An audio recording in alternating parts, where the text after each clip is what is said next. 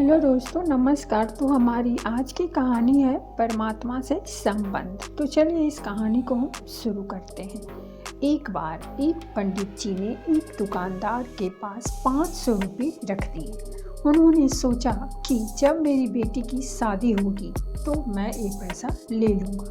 कुछ सालों के बाद जब बेटी सयानी हो गई तो पंडित जी उस दुकानदार के पास गए, लेकिन दुकानदार ने नाकार कर दिया और बोला, आपने कब मुझे पैसा दिया था, बताइए, क्या मैंने कुछ लिख कर दिया है?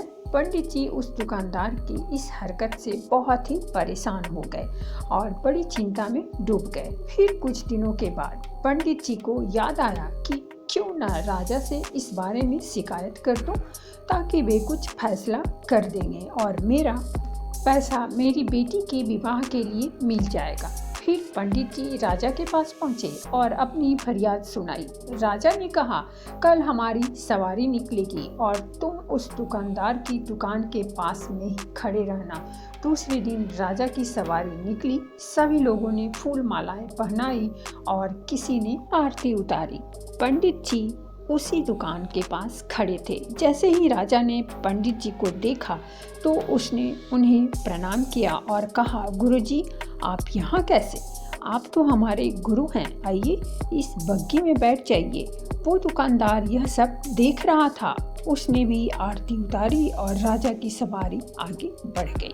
थोड़ी दूर चलने के बाद राजा ने पंडित जी को बग्गी से नीचे उतार दिया और कहा, पंडित जी, हमने आपका काम कर दिया है, अब आगे आपका भाग। उधर वो दुकानदार यह सब देखकर हैरान था कि पंडित जी की तो राजा से ही अच्छी सांठगांठ है, कहीं वे मेरा कबाड़ा ही ना कर दें।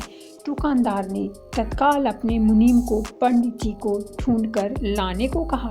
पंडित जी एक पेड़ के नीचे बैठकर कुछ विचार विमर्श कर रहे थे। मुनीम जी बड़े ही आदर के साथ उन्हें अपने साथ ले गए। दुकानदार ने आते ही पंडित जी को प्रणाम किया और बोला, पंडित जी, मैंने काफ़ी मेहनत की और पुराने खाते को देखा तो पाया कि खाते में आपका 500 रुपया जमा है और पिछले 10 सालों में ब्याज के 12,000 रुपये भी हो गए हैं। पंडित जी, आपकी बेटी भी तो मेरी बेटी जैसी ही है, अतः 1,000 रुपये आप मेरी तरफ से ले जाइए और उसे बेटी की शादी में लगा दीजिए। इस प्रकार उस दुकानदार ने पंडित जी को 13,500 रुपये देकर बड़े ही प्रेम के साथ विदा किया।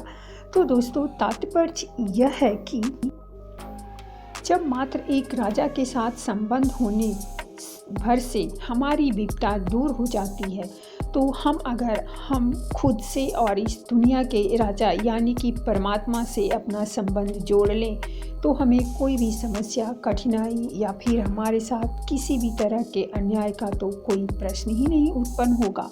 तो हमेशा से उस परमात्मा का धन्यवाद करते रहो और उनके समीप रहो। तो दोस्तों, ये थी हमारी आज की कहानी। अगर कहानी अच्छी लगी हो तो प्लीज़ हमारे चैनल को सब्सक्राइब कीजिए, वीडियो को लाइक और शेयर जरूर कीजिए। कहानी सुनने के लिए बहुत बहुत धन्यवाद। मिलते हैं हम एक नई कहानी के साथ।